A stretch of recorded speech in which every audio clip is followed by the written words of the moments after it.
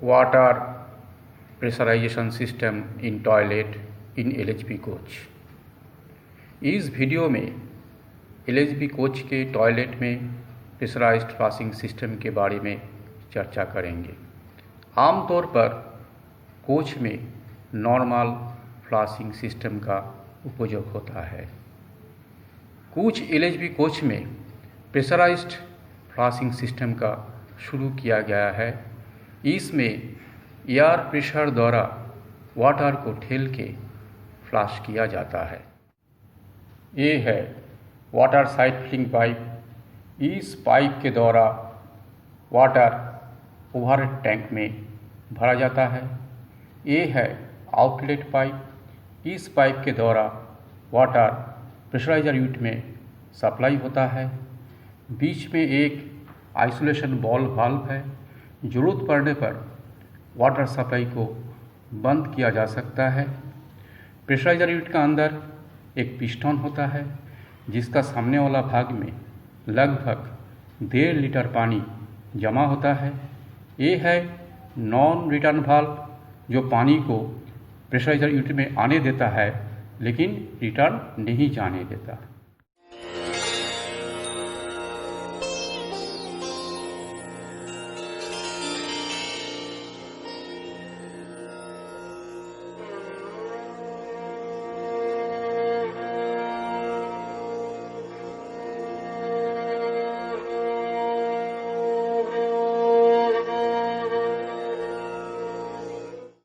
ये है 75 litre air reservoir जो ब्रेक पैनल में होता है और फीट पाइप से 6 kg पर सेंटीमीटर स्क्वायर प्रेशर में एयर चार्ज होता है।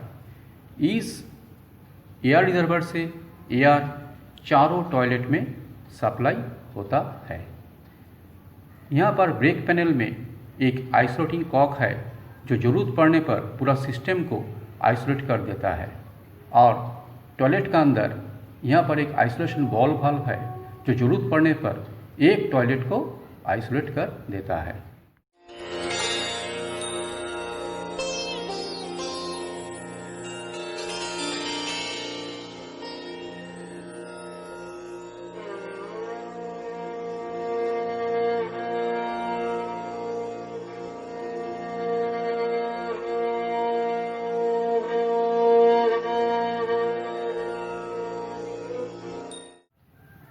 इस नाइलॉन न्यूमेटिक पाइप के द्वारा एयर फिल्टर रेगुलर यूनिट में आता है।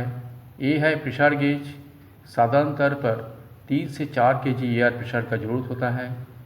ये है मॉइस्चर सेपरेटर पुश बटन। इसको पुश करके मॉइस्चर को बाहर निकाला जाता है। इस न्यूमेटिक पाइप के द्वारा एयर फ्लशिंग स्विच असेंबली में आता है।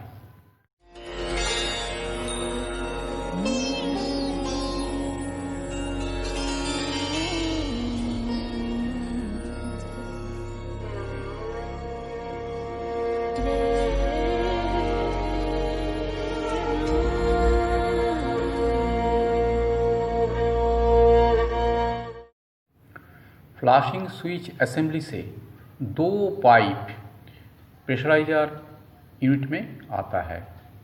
इसमें से एक पाइप यहाँ पर 2 भाग, अगर एक भाग प्रेशराइजर यूनिट का बीच में कनेक्ट होता है और एक भाग वाटर लॉकिंग यूनिट के साथ कनेक्ट होता है। शुरू में फ्लशिंग का पहले एयर इस पाइप के द्वारा यहाँ पर प्रेशराइजर यूनिट का बीच में जाकर पिस्टन को पीछे ठेल के रखता है और एयर इस पाइप के द्वारा वाटर लॉकिंग यूनिट को बंद करके रखता है। और दूसरा पाइप इस पाइप वाटर प्रेशराइजर यूनिट का पीछे जाके कनेक्ट होता है। कोई प्रेशराइजर सिस्टम में फ्लशिंग यूनिट से एक पाइप प्रेशराइजर यूनिट का बीच में कनेक्ट होता है और जो शुरू में पिस्टन को ठेल के रखता है, और दूसरा पाइप 2 भाग होकर एक भाग प्रेशराइजर यूनिट का पीछे और दूसरा भाग वाटर लॉकिंग यूनिट के साथ कनेक्ट होता है, जो वाटर लॉकिंग यूनिट को खोलने का साथ साथ पिस्टन को ठेलने का काम करता है।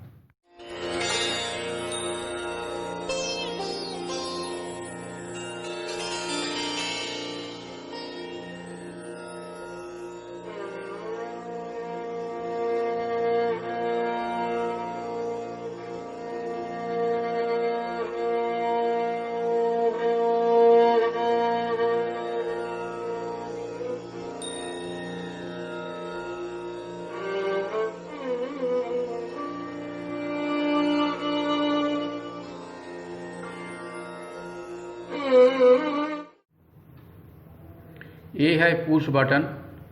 फ्लशिंग का दौरान इस बटन को लगातार 3 सेकंड तक दबा के रखना पड़ता है।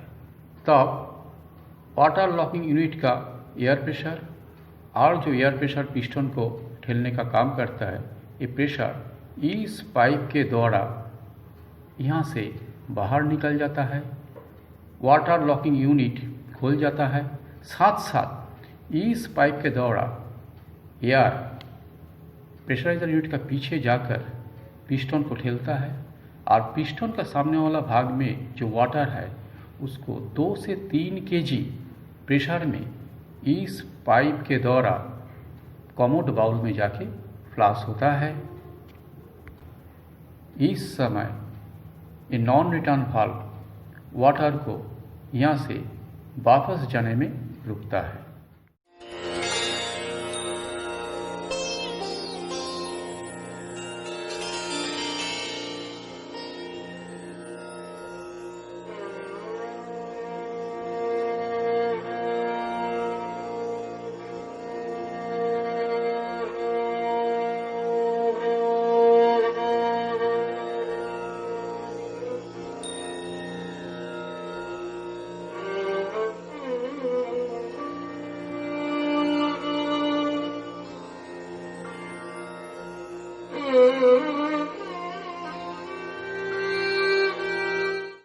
Some technical data.